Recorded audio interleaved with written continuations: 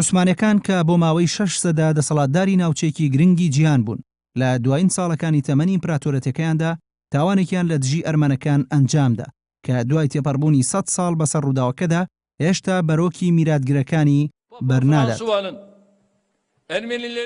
تورکیا هێشتا ئامادە نیەدان بە کۆمەڵکوژی ئەرمەنەکان دابنێت. ڕەجەب تەیب ئەردۆغان سەرۆکۆماری تورکیا دەڵێت ساڵی 1950 جەنگێک لە تورکیا ڕووی داوە و موسڵمانەکانیش لەو جەنگەدا ئازاریان بینیوە.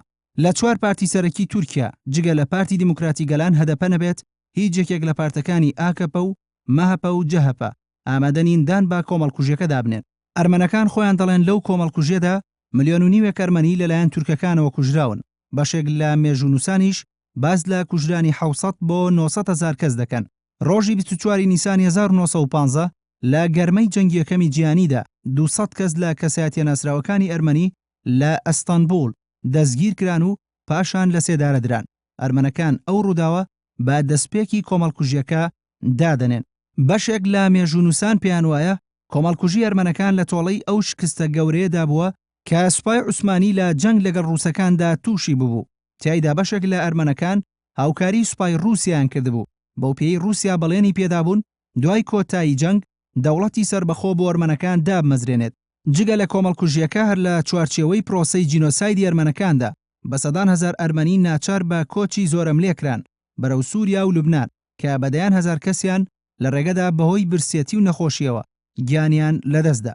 تەڵعەت پاشا و ئەنوەر پاشا و جەمال پاشا کە سێ تۆمەتباری سەرەکی دۆسیەی جینۆسایدی ئەرمەنەکان بوون چەند ساڵ دواتر بڕیاری لە سێدارەدانیان بۆ دەرچوو. بەڵام نەک لەبەر جینۆسایدی ئەرمەنەکان بەڵکو باوشێوەی تۆمەتبارانی سەرەکی ئەنفال بۆ کاری دیکە بڕیاری لە سێدارەدانیان درا. جینۆسایدی ئەرمەنەکان تا ئێستا لەلایەن زیاتر لە 20 وڵاتەوە بە فەرمی ناسراوە، لەوانە فەڕەنسا، ئیتالیا، سوید، کەنەدا و هۆڵەندا، بەڵام ئەمریکا تا ئێستا بە فەرمی نەی ناساندووە و باراک ئۆبامای سەرۆکۆماری ئەمریکاش ئامادە نیە وشەی جینۆساید بۆ کۆمەڵکوژی ئەرمەنەکان بەکاربێنێت. لە ناوکوردیشدا سەلاحەدین دەمێرتاژ سەرۆکی پارتی دیموکراتی گەلان دانی با جینۆسایدی ئەرمەنەکان داناوە و دەڵێت تورکیا دەبێت ڕاستیە مێژوویەکان قبول بکات.